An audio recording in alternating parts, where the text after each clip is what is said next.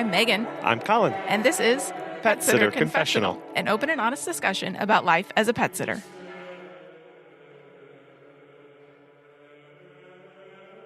Hi there, you are listening to episode 308. Hello. And thank you to Pet Sitters Associates and our awesome sponsors, our Patreon members, like Janie. Is it Janie? Like Janie, Ashley, Jack, Laura, Doug, Becky, Adriana, and Beth, and others. Thank you very much for your financial support every month. It helps us to keep the show going. Yep. And if you want to be part of that and be part of that community, you can go to petsitterconfessional.com/support. Today we are talking about how to get better at self-editing. So what does that mean? Well, it means a lot of stuff, but really self-editing means just taking our first thoughts and refining them and making them better.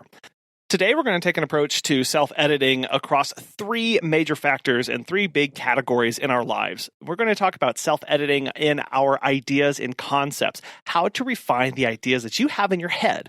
Secondly, we're going to talk about editing the documents, the things that we make, whether that's social media, blog posts, or emails, or anything else that we write.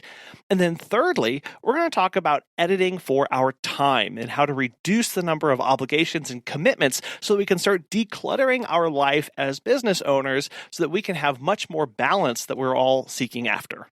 Because as business owners, we're constantly making things. So the editing process could be you have an idea to offer adventure hikes. That idea is very broad and general. It needs a lot of details filled in. So how do we approach making that idea more defined, making that idea better, more workable? So basically you're going from concept to design? It's more about never accepting the first idea that comes into your brain. It's about thinking, I want to offer adventure hikes, and then asking the appropriate follow-up questions to refine that idea. So it's not the process of taking it from idea to marketing and booking your first adventure hike. Editing is taking the idea and concept of an adventure hike in your mind and then thinking through all of the aspects of what that could be so that you really define it a lot more for you in particular. And say, for instance, you're going to implement lockboxes.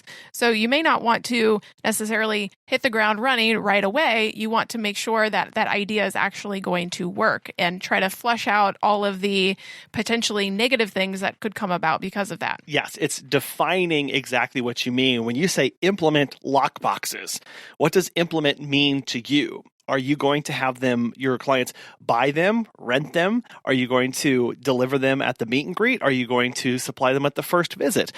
All of those little steps that go into the process, that go into the SOPs, the eventual boots on the ground activities need to be thought through before we implement that idea. So this process of editing is taking your ideas, your concepts, your documents, your procedures, and looking through them and making sure that they make sense and have a logical order and flow to them. And then once you have the text written down, so if you use your notes app on your phone or pen and paper like Colin does, yeah, is then about how do you review it and make sure that it's good and it says what you want. It doesn't have any misspellings. If you're going to have staff look at this and read this, you want to make sure that it's grammatically correct. If you're going to be having your clients look at this, kind of the same thing. Yeah, exactly. Nobody takes the first draft of your contract and immediately starts shipping that out to your clients. You're going to have multiple people review that. You need to have reviewed that and edited that document to make sure that it is as exact as you want it to be and says exactly what you want it to say. And very importantly here, self-editing is not self-censorship. Self-editing is a process by which your thoughts and ideas are clearly communicated to be as effective as possible. Self-censorship is the process by which you feel pressure to not say or speak up about something for fear of pushback or ridicule from others. Self-censorship is not healthy, but self-editing is. And so we are talking about self-editing as a business owner in pet care today, how we go about that process and what are some aspects that we need to think through while we work through that. And so this can mean blogs that you write, SOPs that you have, social media posts that you do. Yeah, or it could literally just be ideas and concepts that you want to think about for your business. When people ask you, what do you want your business to look like in 5 years? Well, you may have an initial gut reaction to what that is. But then as you ask some additional questions and probe into that, that is an editing process of refining that and defining it more specifically for what you want. Okay, so there's the process of editing like tangible things like documents or intangible things like ideas or concepts that we're going to implement in our business. The process of editing helps us in three major ways, whether we are editing documents or ideas or our time. The first one that it helps us with is clear communication. So if this is clients, both current clients and potential clients that are contacting you, and then also in marketing as well, and in forming changes and updates, it's very important, if you're going to be switching to lockboxes, it's very important that you clearly communicate to your clients how this is going to benefit them and what they need to do. This is also important if you're going to be switching software or getting software for the very first time. Having that outline and that process for them clearly defined step by step so they know exactly what they're doing is going to be crucial. Yeah, anything that you put out there or produce as a company, always look at it a second or a third time before you hit post, before you hit send. That's the editing process. That's the review process. Most of us have been through this process when we've gone through some sort of essay writing in school or we've written reports or things like that. We're basically dredging up a lot of those same concepts right now and reapplying them to our business because we get really busy. Our lives are very full and there's a lot of things on our plates, and we may type something out really fast and then hit send without actually editing it back and reviewing it. I know I do this all the time. Well, and that can happen a lot when we're sending an update at the end of the visit and we're trying to rush through it. Maybe we have to get to our next appointment or we've gone over on time or whatever the case may be, and we just try to rush through it and get it done. Yeah. So when we are self-editing and refining what we're wanting to say, that affects how we communicate, and that actually gives the clear communication that, like you mentioned, Megan.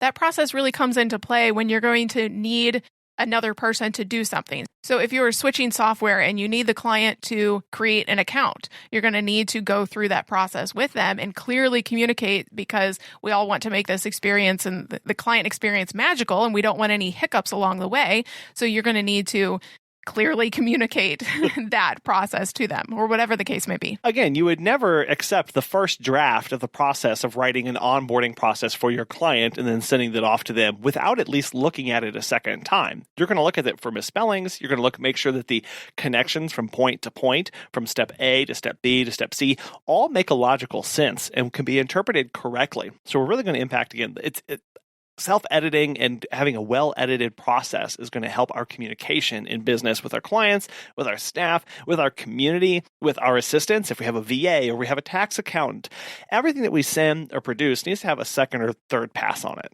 We talk a lot about setting good boundaries and communicating expectations and setting those for your clients, for staff, people who work with you in whatever capacity.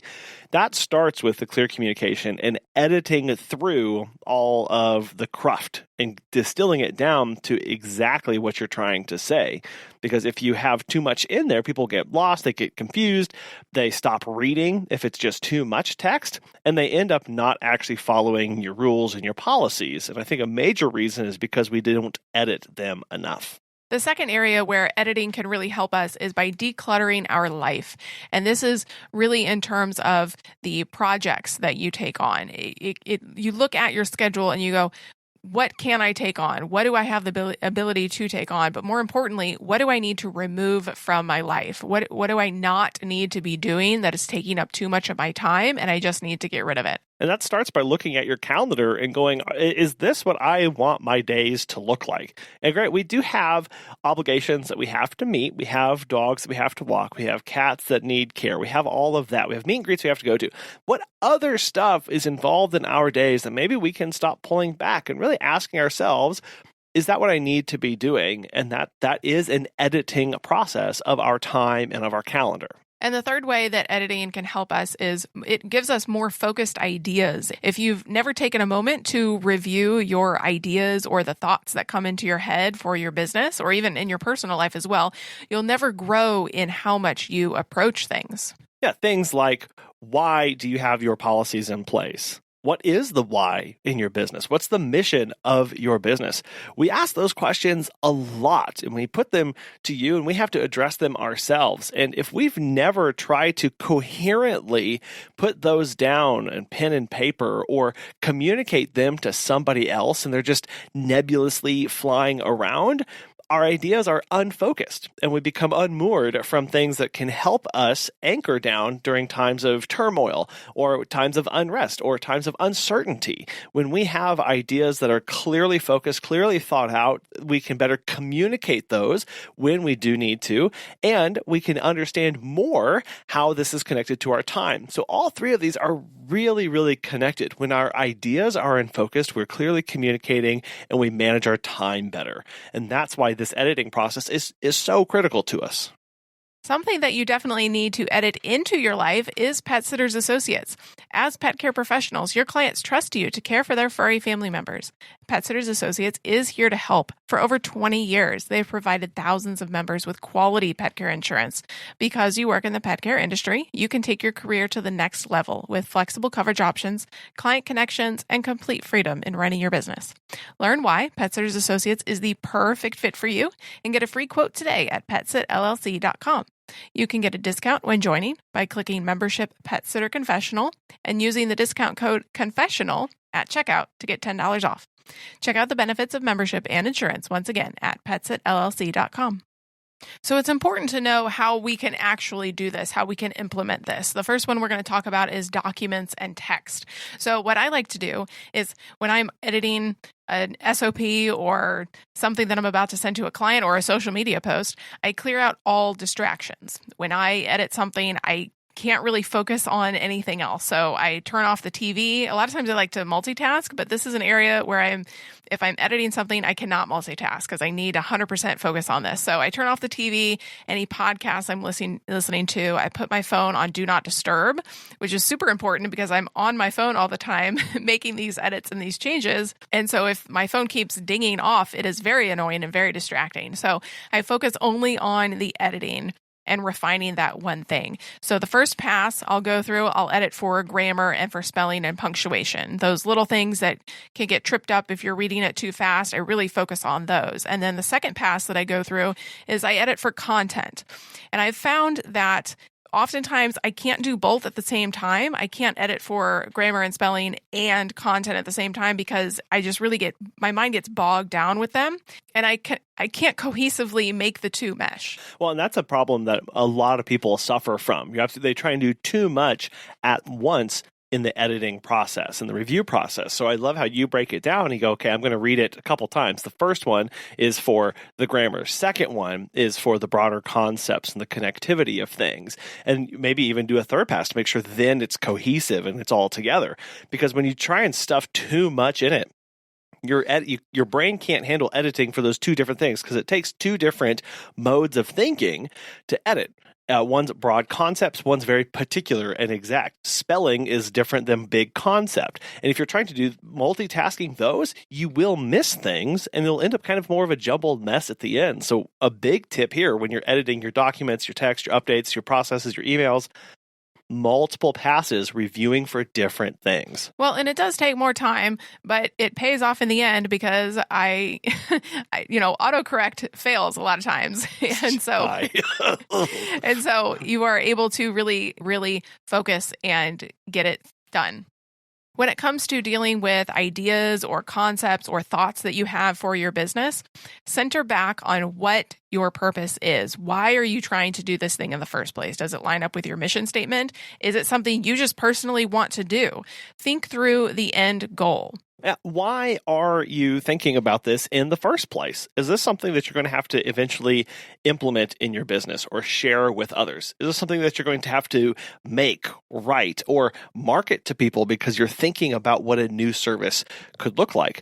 Or maybe you're just trying to mull over something to help you in your decision-making process. So an example of this may be you are trying to understand what drives client buying decisions for you and your business.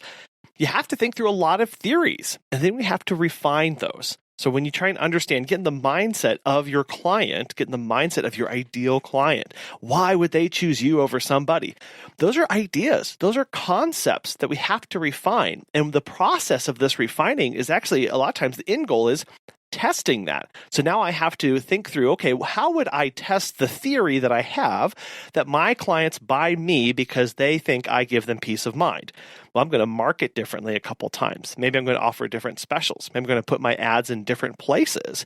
That's an end goal to my thoughts and my processes here. And I have to refine that by repeating it. It's basically like a big experiment. This is what science is all about, is developing concepts, developing theories, and then testing them through either refining them through real world experimentation with marketing or advertising, or diving back into more research, doing more reading, thinking about it a little bit more, writing out your thoughts and putting them together in a process to help clarify everything that you have out there and trying to put it all together in one big concept and idea. What you're doing right now is you are developing a philosophy, you're developing a worldview for your business, for how you're interpreting what's going on to help you make better predictions. So, for example, when gas prices go up, then my clients become more price sensitive and bookings tend to go down. This is also the case when you raise your prices. So gas prices go up, I have to raise my prices. My clients are already more price sensitive and bookings go down. Write out your thoughts on that. Talk through them. Do some more research. Help clarify what you've put together. A lot of times, the thoughts, ideas, and concepts that we have in our business start with a question. Why did my business go down this month? Let's back that up. Let's refine that question and work through this a little bit and go, oh, gas prices went up last month. My clients may be more price sensitive. So I can test that by asking them some questions, sending out a questionnaire. Then prices go up even more the next month. My bookings continue to go down. Theory looks pretty solid. Now we have a way of interpreting real-world data and how that impacts our business, all through the theories that we develop as we see and respond to data and inputs that happen in our business. Or maybe you want to know why you are all of a sudden getting a specific breed of dog. Maybe your logo speaks to that certain clientele, or your branding or marketing does as well, or the social media posts. People see those and they think, oh, you love doodles. You must want to take care of my doodles. And so you know, okay, when I put out this kind of information, I get this kind of response. Again, this is developing your thoughts and ideas around your business and how it functions. Now, as far as editing our time, we need to think about what commitments we have. So on your personal calendar or on your business calendar, are you doing things that align with the balance that you want? Do you have a balance? Is there even such a thing as business and life balance? What are you saying no to? What are you saying yes to? Because oftentimes when you say yes to something, you are saying no to something else and vice versa. So is it an equal exchange? Are you happy with it? What could you be using that time for? And then be realistic with that.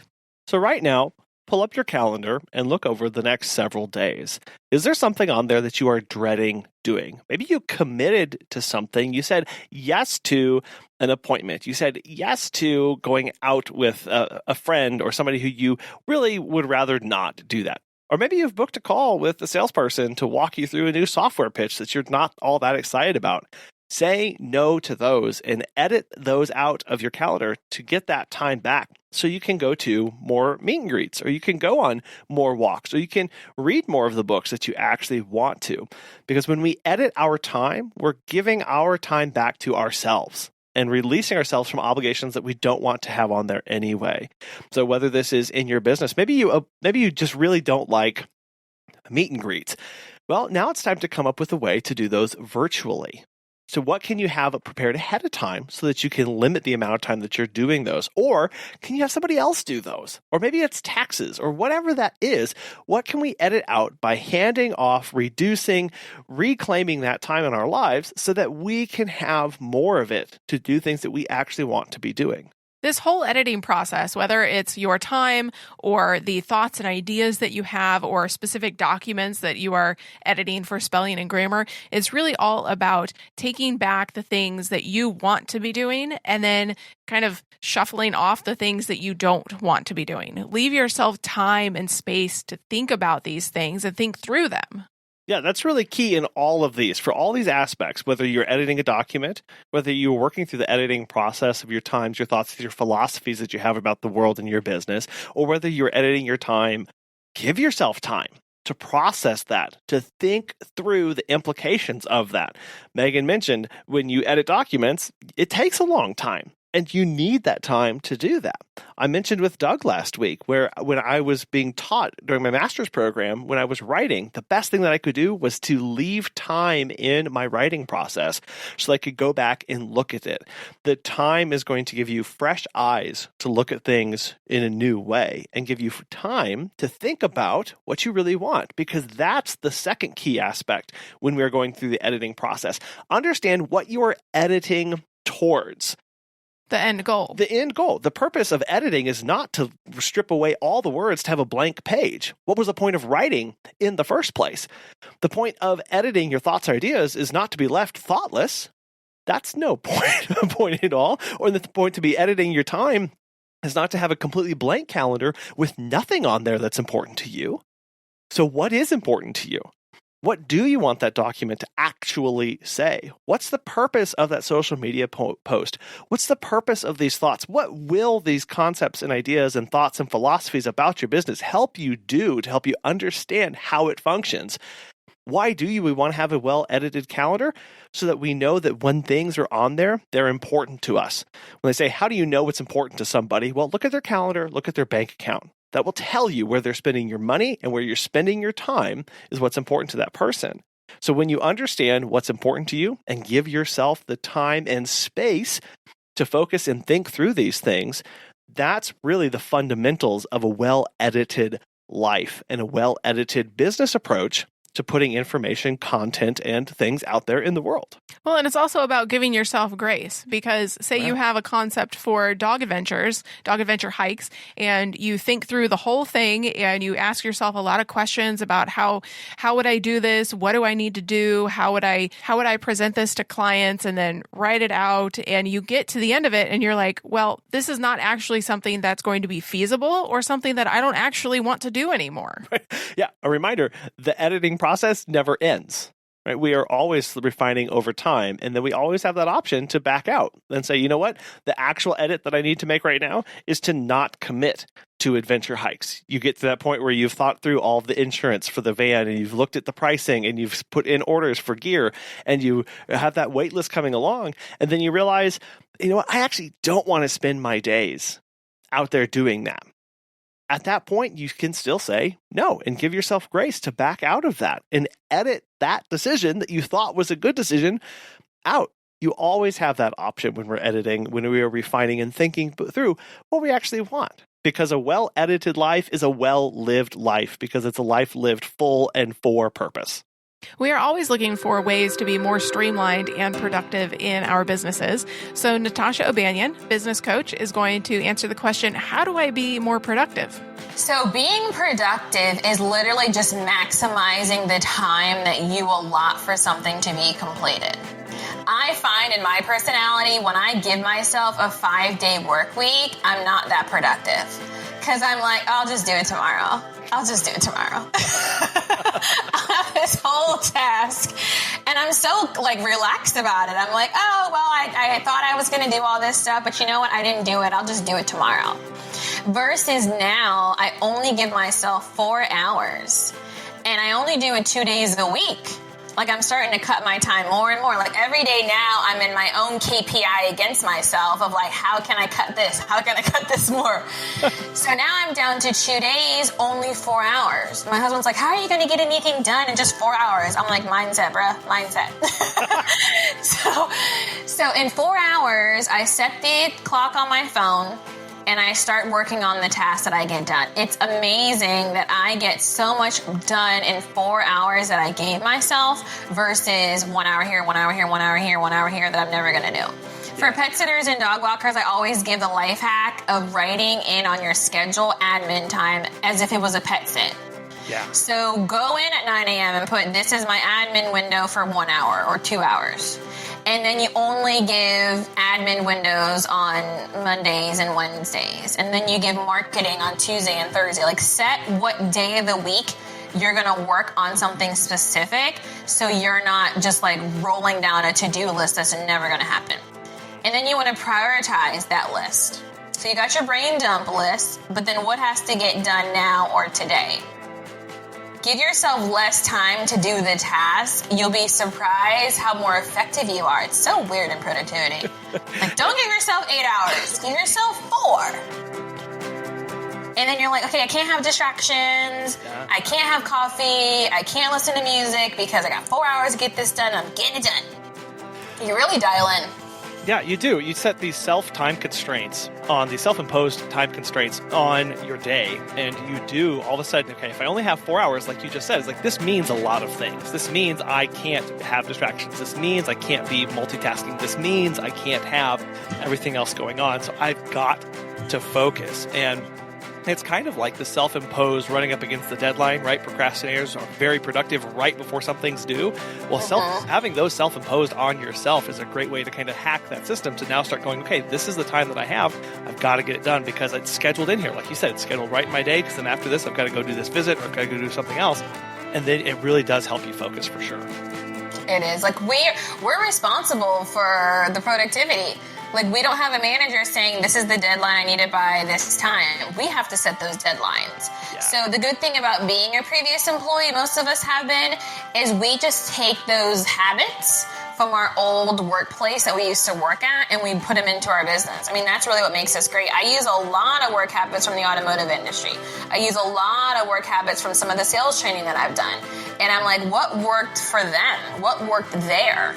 Let me do that in my business, and then any new business that I ever start, I'm going to continue that habit.